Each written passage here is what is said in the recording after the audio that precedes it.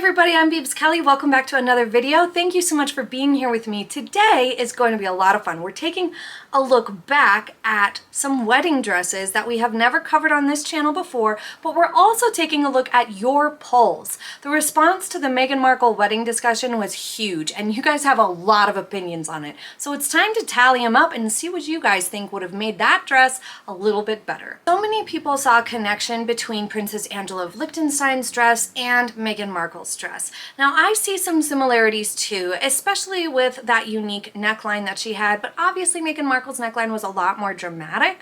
But overall, like the sleeve length and the very simple design and the bouquet color all do kind of have similarities.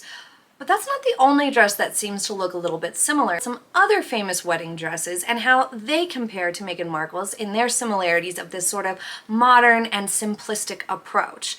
But first, let's take a look at what you guys think. Do you see a connection between the Meg's wedding dress and that of Princess Angela of Liechtenstein? 76% of you guys thought it was beyond inspired, that Meg totally copied Angela's dress. 17% thought it was inspired and just had some similarities, and only 5% found no connection or thought it was not inspired by Angela's dress at all. I personally would probably say that I think it's just inspired and had some similarities, simply because there were enough differences, and Princess Angela's dress is not one that has like bajillions of pictures out there. In fact, it's been kind of hard for me to find good pictures of her dress in its entirety. So I would say, if I were voting on this poll, I would say inspired / some similarities. I would be with the 17%, not the majority. But I totally understand why you guys put it as copied, because it really does look that way. And as many of you pointed out in the comments, the significance of Angela being one of the first African-American women to marry into a European royal family has that sort of connection with Meghan Markle that I could see taking it beyond just inspired. Another dress that had some similarities and had a very simple approach was Crown Princess Victoria. Now this dress's fabric seems to be a lot softer in nature and far less wrinkly than Meghan Markle's, but it still has that really simple, sleek design. When you look at it, there's no like embroidery or anything like that to add texture to the dress. It is just that beautiful satiny fabric, and it is a gorgeous dress. It's got that pure white color, and it's got that simple silhouette, as well as a wide or off-the-shoulder neckline. So this off-the-shoulder neckline that Crown Princess Victoria has this sort of fold across the top and a little bit of a sleeve. I think that little bit of a sleeve is a really nice touch rather than having it be just off the shoulder. And then there's a waistband sort of situation happening. Now this does accentuate her figure nicely. However, it's not my absolute favorite. It's like almost kind of look a little bit chunky, that big, huge, thick waistband, but it's not super imposing, and it's made of the same fabric as everything else. And overall, I really like this dress. The tiara is of course a huge focal point of this, and she had a veil, but she also had a big train off the back of her dress. I think that the train really helped incorporate the veil kind of more seamlessly, because the veil laid over the beginning of the train, but the train is longer than the veil. I think this one did a better job of incorporating the veil than Meghan Markle's, and I also like that across the shoulders here, it has this sort of V shape in the back while it's straight across the front.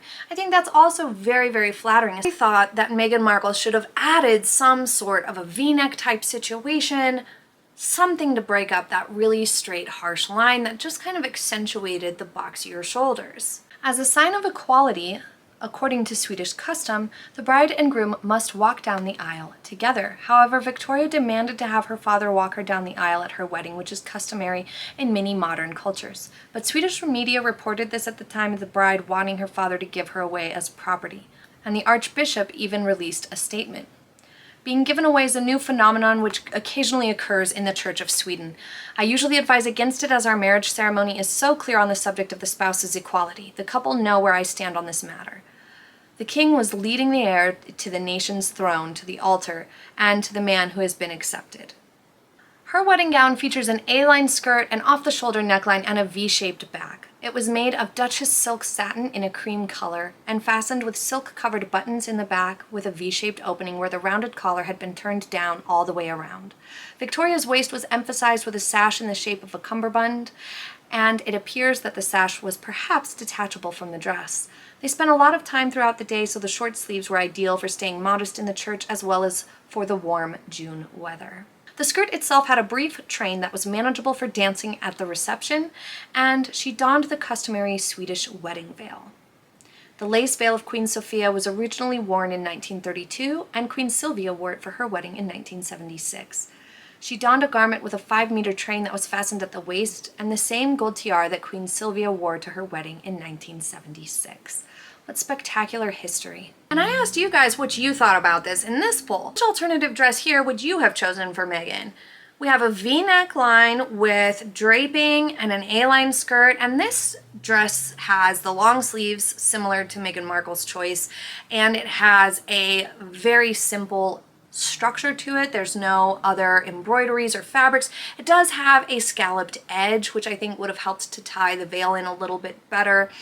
And across the waistline and chest area, the bust area, that draping, creating those nice diagonal lines, adds a lot of softness that Meghan Markle would have really benefited from when it comes to her silhouette. That option got 25%. But the winner of this contest was any dress that wasn't white or some sort of other option altogether. 55% of you felt strongly that she should have just done something completely different or something that wasn't white. That seems to be a really big sticking point for a lot of people. They really didn't understand why she went for something just so starkly white. Even just off-white, I think, would have been a nice compromise and wouldn't have been seen so harshly by the general public. And again, this wouldn't have been much of a question if they didn't get married in the church. But since they decided to marry in the church, and she was twice divorced, I think, it makes sense. You know, you want to respect the traditions of the place that you're in, and since she was marrying in the church, she should have chosen something at least off-white, like cream, ivory, something other than that stark white. So I agree with the 55% here, although I just absolutely love this V neckline draped sort of bigger skirt wedding dress for Meghan Markle. I just truly wish she would have chosen that instead. But let's see what else we have here.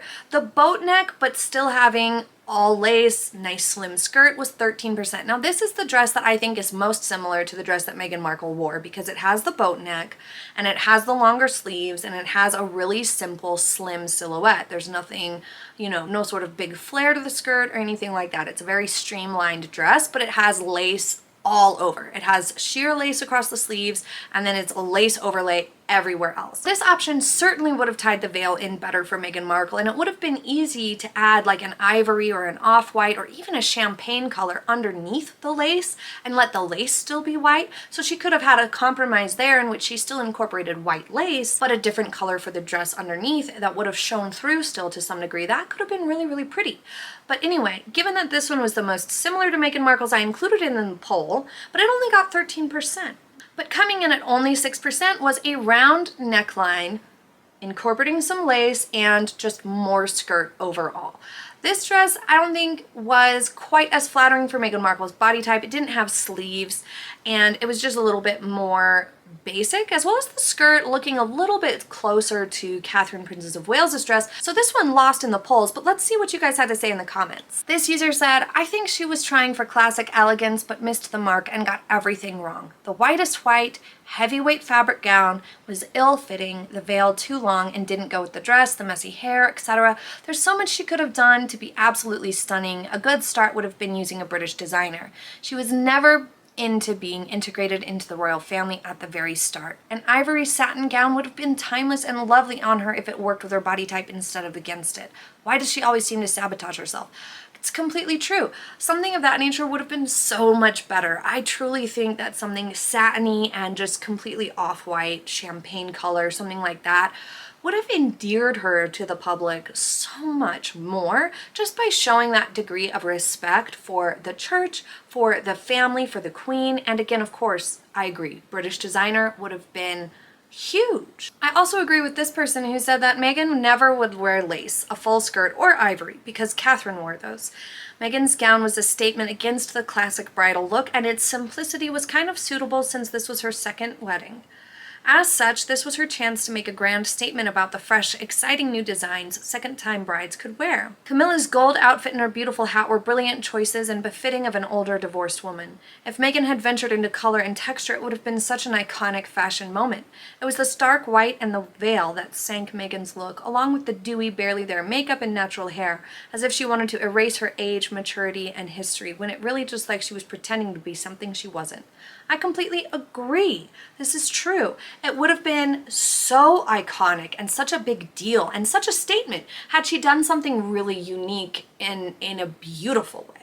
I think she was trying to go for that, but it didn't come across as beautiful or special or fabulous. It came across as blah, meh, just boring and stiff. Unfortunate. That's super unfortunate. This portion of today's video is sponsored by Temu, an online marketplace that offers the most competitively priced products in multiple categories. They have a vast selection of gadgets and home goods, but they also have clothes. And I was sent a selection of clothes from them to review and to style. And ordering online can be so tricky, which is why Temu's free shipping and free returns up to 90 days is so nice. They also offer a $5 credit for late delivery. You can never go wrong with tops like these. These pearl button details down the front really elevate it. You can make shopping a lot easier on yourself by starting with matching sets like these or coordinated pieces. It eliminates the need to match colors or patterns, so you can focus more on finding the right silhouette and getting a good fit. The prices on these clothes are such deals that you can feel a little less pressure when trying something out that maybe is outside your comfort zone, or just getting some dresses to run errands in. So download the Temu app now by clicking the link in the description box to get a $100 coupon bundle for free. Or search my code JOY4937 in the product search bar to get the offer.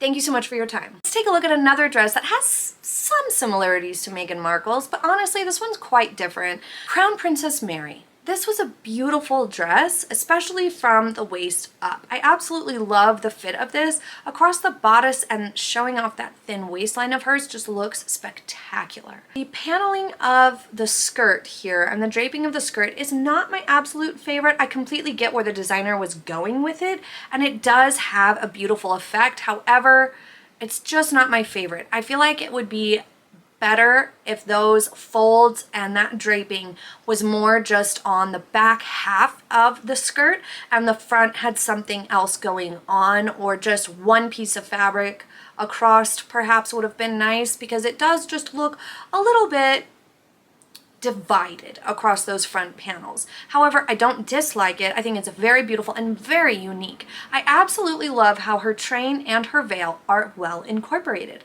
This is another example of that Meghan just missed the mark on matching her veil to the dress in any way, shape, or form, which is part of what backs up the theories that are going around that perhaps Meghan Markle had a different dress that matched the veil a little better. Perhaps it was off-white, who knows? But then she switched to this backup dress last minute. And that was part of the reason why Queen Elizabeth looked less than pleased that day. That perhaps it was not the dress that she expected to see. But back to Crown Princess Mary. I really love this barely there off the shoulder look for her. It's very, very beautiful. And the sleeves, although they are a little bit wrinkled, the dress in general is made of a fabric that tends to get a little bit wrinkled and puckered. They are quite beautiful, and they have that not full length vibe. They're just past elbow length, it looks like. And it is a very beautiful wedding dress, although I have to disagree with those of you that said it was really similar to Meghan Markle's, because I'm just not seeing enough similarities here to say that it was one that perhaps inspired her. However, upon looking into these, I've found many royal brides who showed a bit of shoulder, had either a boat neck or just some sort of barely off the shoulder design. So I think that that part of it should be taken into account, that it's less of a new thing and less stepping outside the box that she had that wide boat neck, because it has been done quite a little bit amongst these brides. Crown Princess Mary of Denmark's wedding dress had her mother's wedding ring stitched into the lining of the dress close to her heart, as her mother had passed away before the wedding. She also had her bouquet, which contained eucalyptus to represent her Australian roots, back to Australia to be placed on her mother's grave. What a touching and beautiful tribute. This dress was designed by a Danish designer, pardon me if I pronounce it wrong, you Frank. It was made with an ivory Duchess satin with a beautiful mother of pearl sheen. The skirt contained an impressive 8 meters of Irish heirloom lace folded into panels opening from the hip. The choice of lace represented Frederick's family roots. It had originally been given to his great-grandmother, Crown Princess Margaret of Sweden. The 6-meter-long train was detachable, allowing her to convert her look post-ceremony, a trend that is still really popular today.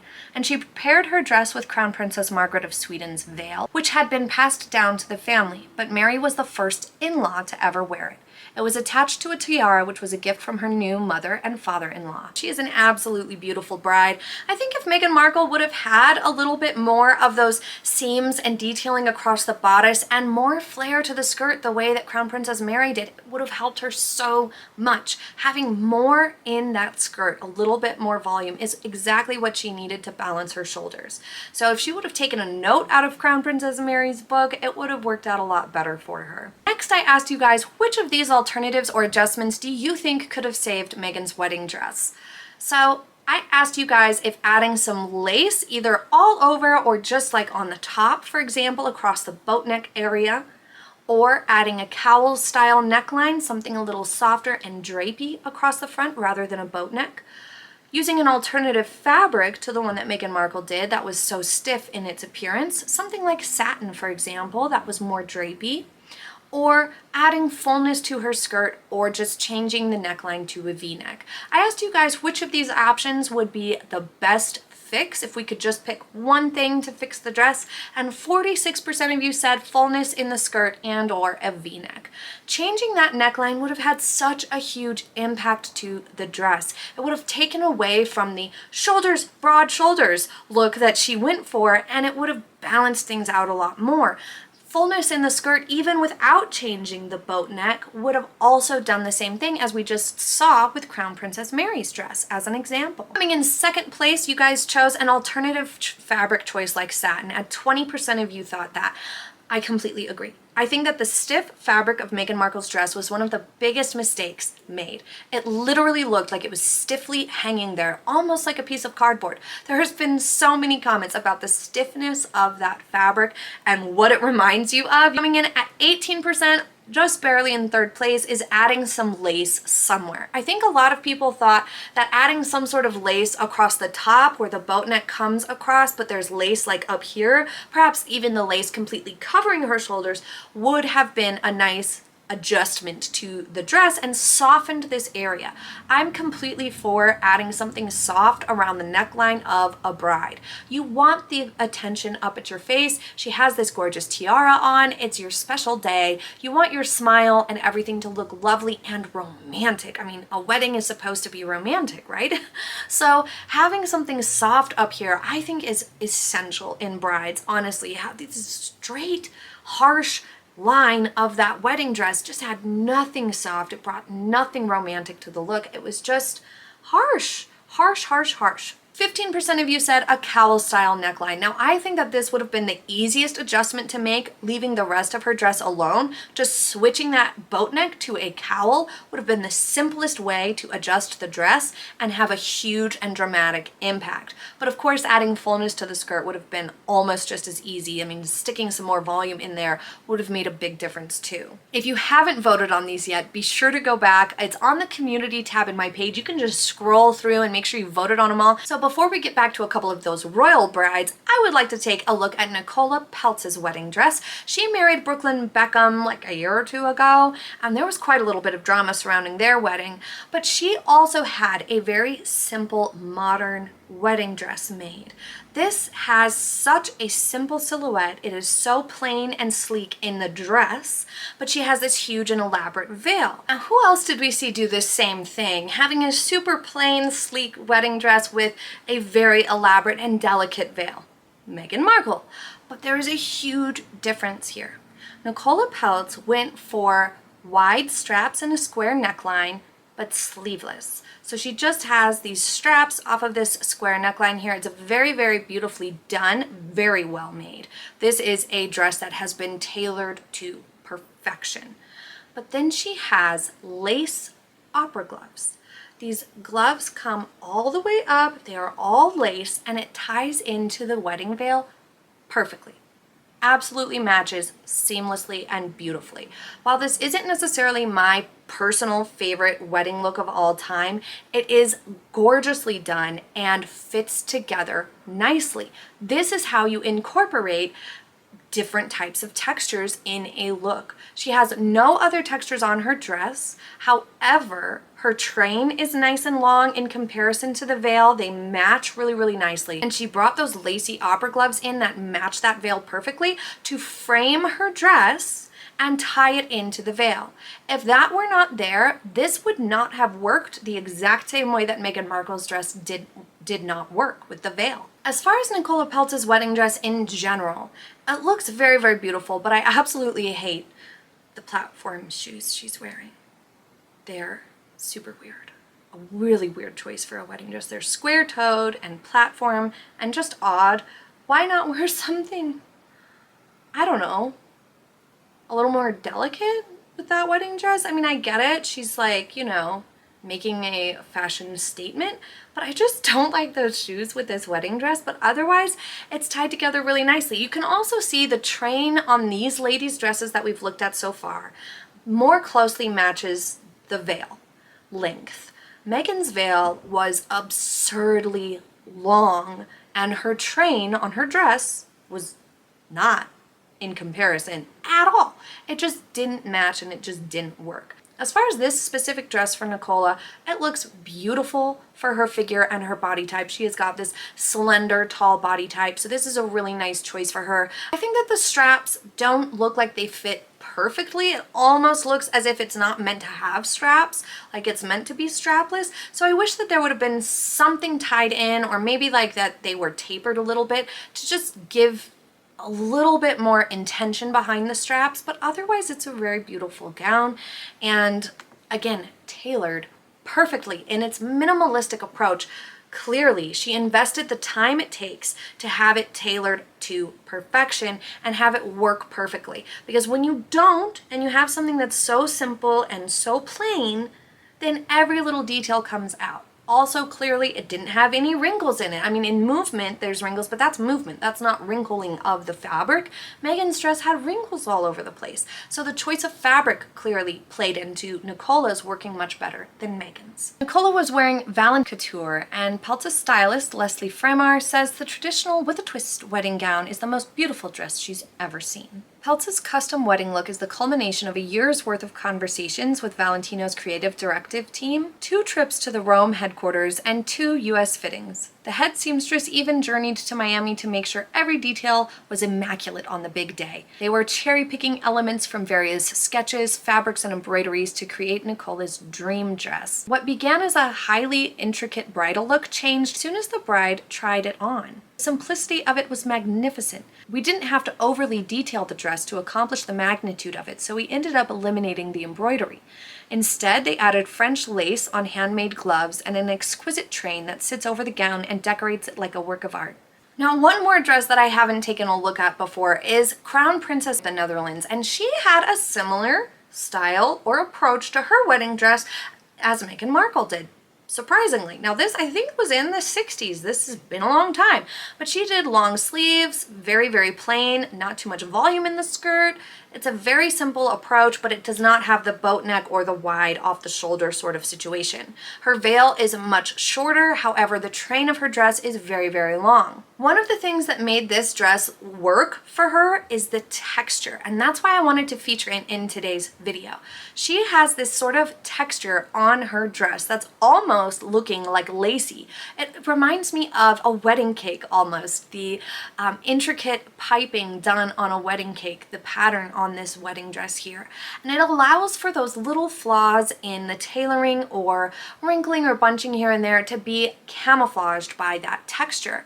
So Meghan Markle choosing a fabric that was so simple but also stiff that caught a lot of wrinkles prevented no distraction from all those flaws. Having some sort of texture or shine or flowiness or softness to the texture of Meghan Markle's dress would have fixed the problem entirely. Because as you can see here, it looks completely lovely from a distance, but as you close in, you can see that there's a little bit of puckering here and there, a few flaws here and there, but at first that doesn't stand out to you due to that texture of the dress. It's absolutely beautiful and ingenious.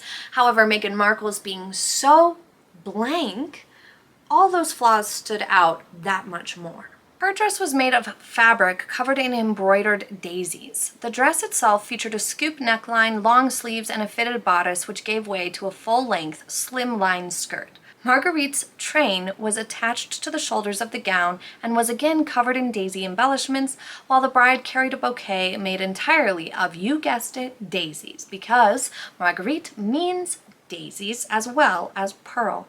However, the flower had to compete with the pearls as a wedding motif. Margriet chose a very 60s tulle veil, a voluminous spray of material that finished just below her shoulders, and it was held in place by a family tiara made of diamonds but featuring 5 prongs topped with button pearls. Next, I asked you guys which material you think would have helped Meghan Markle's wedding dress the most. Meaning, if you could have added or substituted a material to the dress, either like changing and swapping out a material or adding a material on top, which do you think would have done the best job of changing her dress or making it better? Suggested tulle, satin, lace, or none. Leave it in the comments. And 25% of you chose none and left something in the comments. So we're going to take a look at those in a second. But 43% of you said lace. I completely agree, but a lot of you went against lace because it would have been too close to Catherine, Princess of Wales's wedding dress. Which I agree, but also lace is super popular for brides, so I don't see why Meghan would reject lace just on the account of it being Catherine, Princess of Wales's dress material of choice for parts of her dress, because her dress wasn't even all over lace. But anyway, 43% of you suggested lace, and I agree. I think that would have made a huge difference, even if just the sleeves were lace, if something was lace, or had some sort of lace across the top or an overlay of lace, it would have helped a ton. Satin came in at 18%. That's kind of my personal favorite. I'm gravitating towards something more soft, something satiny, something drapey. Would have just looked really nice with her body type, added some of that softness and curve to her shape, and just been more delicate. It wasn't a delicate dress, you know? And 13% of you said tulle, which I also think would have been a nice choice. But let's see what you guys suggested in the comments, shall we? A final fitting and her ability to listen to the professional designer would have been invaluable. I completely agree with you.